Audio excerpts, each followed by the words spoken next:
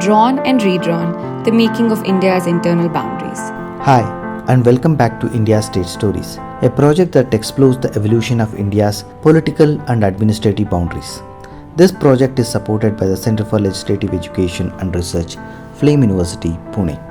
Integration of princely states was a complex process which resulted in the new states that were divided into 4 administrative categories, parts A, B, C, and D. This series focuses on the 3 main categories that are part A, B, and C. In the first part, we will be exploring the integration of princely states that formed the part A states. In other words, they were absorbed and merged into their respective British provinces. These range from major states like Baroda, Kolhapur to smaller and little-known regions like Sandur and patchwork of states in modern-day Gujarat and Orissa. The merger agreements for most of the states were modelled after Orissa and Chhattisgarh state mergers, and their administration was transferred to provincial governments. Now let's look at the stories of each of these in more detail in the following episodes. Listen to the first 3 episodes of Season 2 to understand a deeper context. These episodes give an overview of the entire process of integration, along with an introduction to the legal instruments and some key personalities which made it possible. More details are in the show notes below, and let's dive in.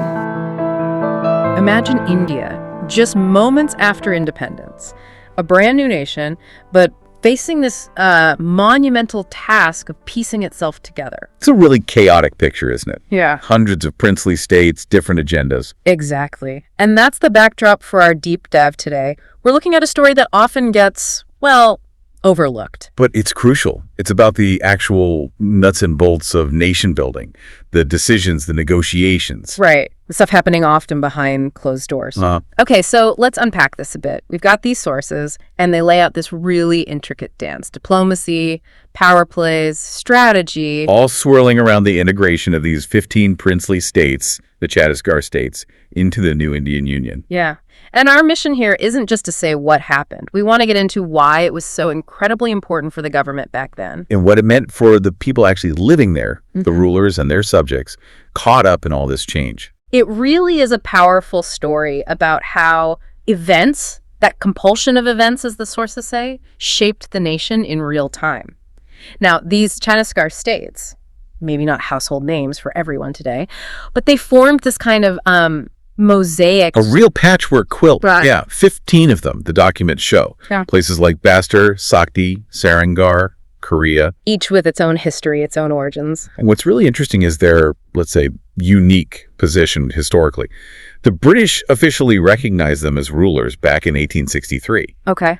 But compared to the big players, the Mysores or Hyderabad's, these Chhattisgarh states often had much less actual power internally, less sovereignty. So more like local landlords in some ways. Sometimes, yeah. The sources suggest provincial governments occasionally treated them more like zamindars than full-fledged rulers. That really sets the stage, doesn't it? Their sort of precarious position even before independence. And were they efficient, capable of running things on their own? Well, the sources paint a picture of, frankly, limited capacity in many cases. Right. Effective administration was often lacking. Things like social services, health services, pretty basic stuff was often inadequate. And quite a few experienced these long spells of what was called minority administration. Meaning the British stepped in. Essentially, yes. British political agents basically ran the show, sometimes for decades. So they weren't exactly geared up for strong independent governance when 1947 arrived. Okay, so independence happens. The British are leaving. What's the immediate reaction from these rulers? I know the cabinet mission had laid out some possibilities. Right. So faced with this new reality, some of them, along with rulers in neighboring Orissa, tried to band together. The Eastern States Union. That started operations August 1st, 1947, right? That's the one. And on the surface, you can see the logic. Pool resources, present a united front. Seems like a sensible move for smaller entities trying to survive. It does, but connecting it to the bigger picture, while it was an attempt at, self-preservation, it was fundamentally flawed right from the start. Our sources are quite clear on this. How so? Well, crucially, the biggest states in that whole area, like Mayurbhanj and particularly Bastar, which becomes really important later, they stayed out. They chose not to join. That's a pretty bad sign if the major players aren't buying in. Exactly. Their absence really undermined the whole thing from day one. So, besides key states staying out, were there other deep-seated problems? Was it doomed from the start? The documents point to some severe internal weaknesses. First off, there wasn't much holding them together.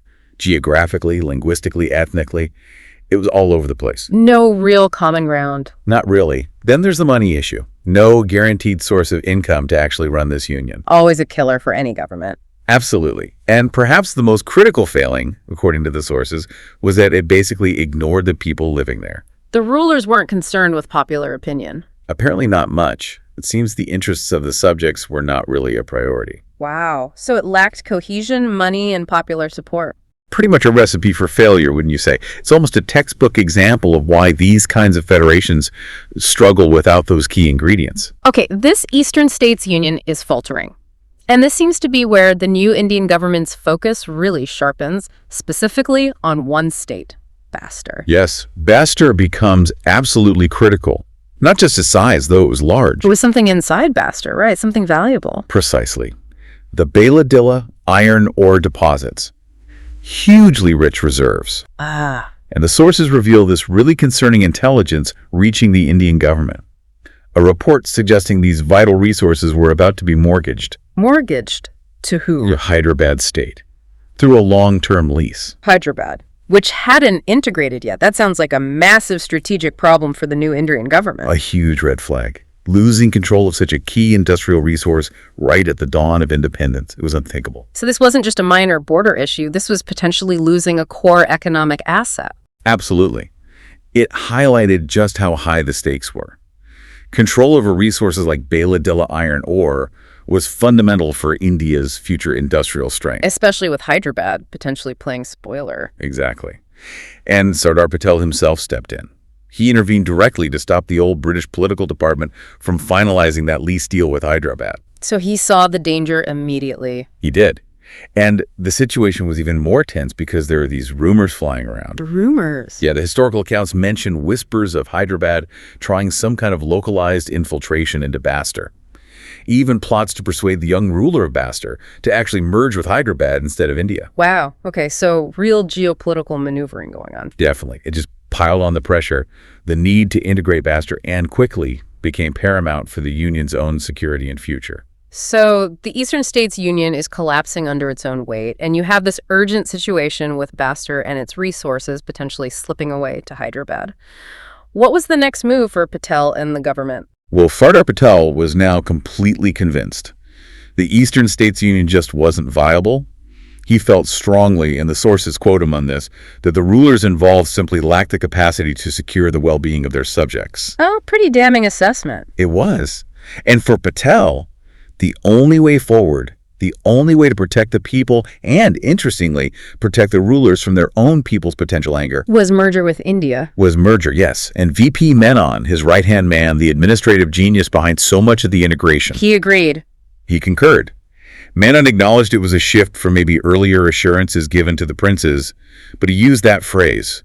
The compulsion of events made it necessary. The situation on the ground forced their hand. It demanded a decisive, unified approach.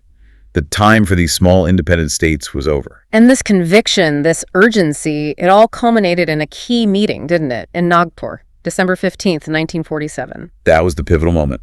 Patel and Menon met face-to-face with the rulers of the Chhattisgarh States. What was their strategy? How did they convince them? It was quite persuasive, actually. They tapped right into the rulers' own fears about internal stability, about potential uprisings. So they framed accession as protection. Essentially, yes. Accede to India, and India will help maintain order and protect you from internal troubles.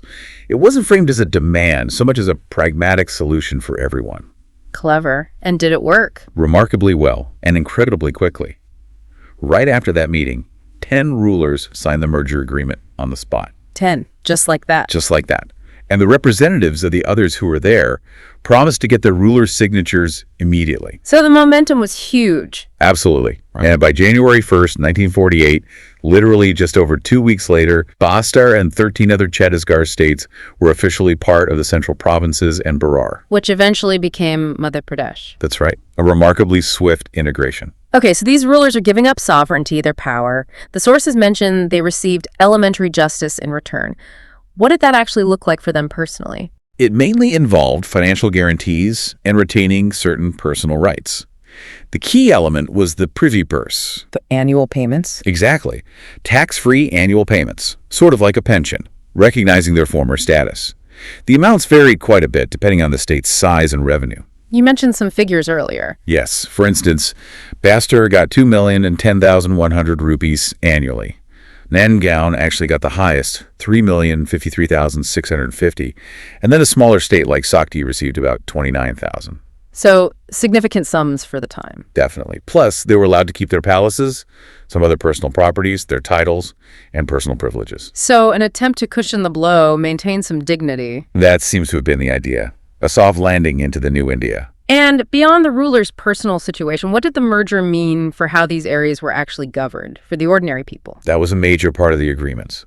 The goal was to bring the administration and the justice systems up to par with the rest of India, with the provinces. Modernizing things. Absolutely.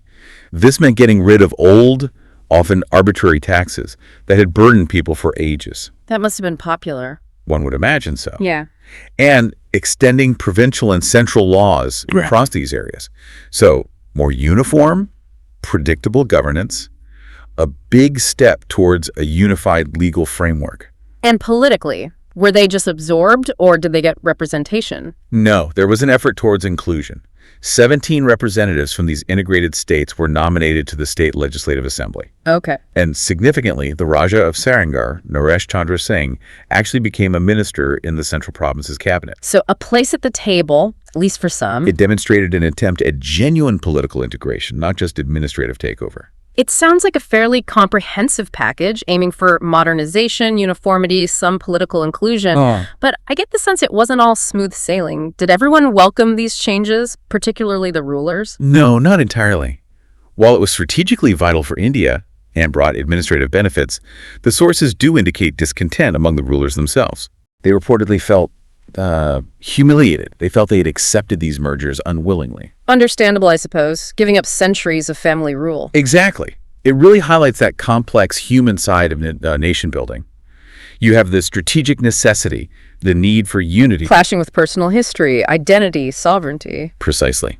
It's a reminder that these big historical shifts, even when seen as positive overall, often involve personal loss and resentment for those whose power is diminished. History is rarely neat and tidy. Well, this has been an absolutely fascinating look into a really crucial but maybe underappreciated moment in India's early history. It really has. Seeing how those strategic needs, the administrative realities, and that very skillful, quick negotiation by Patel and Menon just rapidly redrew the map. The speed is incredible. It is. And this whole Chhattisgarh State story, driven by the failure of that Eastern States Union on one hand, and the urgent need to secure Bastar's resources on the other, it just perfectly illustrates that compulsion of events idea. That pressure-forcing action. Yes. And it shows that constant tension, doesn't it? Building a strong central nation versus respecting these diverse historical regional identities. A balancing act that continues in many ways. Definitely. This merger story from that unique status under the British, nearly falling under Hyderabad's sway, and then decisively joining India, it's like a miniature version of the massive integration process happening all over the country. A microcosm of nation building. Indeed. So, maybe the thought to leave you with is this. Reflecting on this story, when does consolidating smaller units become truly necessary for a greater good? And what's the cost? The cost to local autonomy, to identity. Exactly. How do those tensions, that push and pull between the center and the region, between unity and diversity, still play out today? Whether it's in discussions about federalism, regional governance, or even international alliances? It's a question that definitely resonates far beyond 1940s Chhattisgarh. It certainly does. Lots to think about.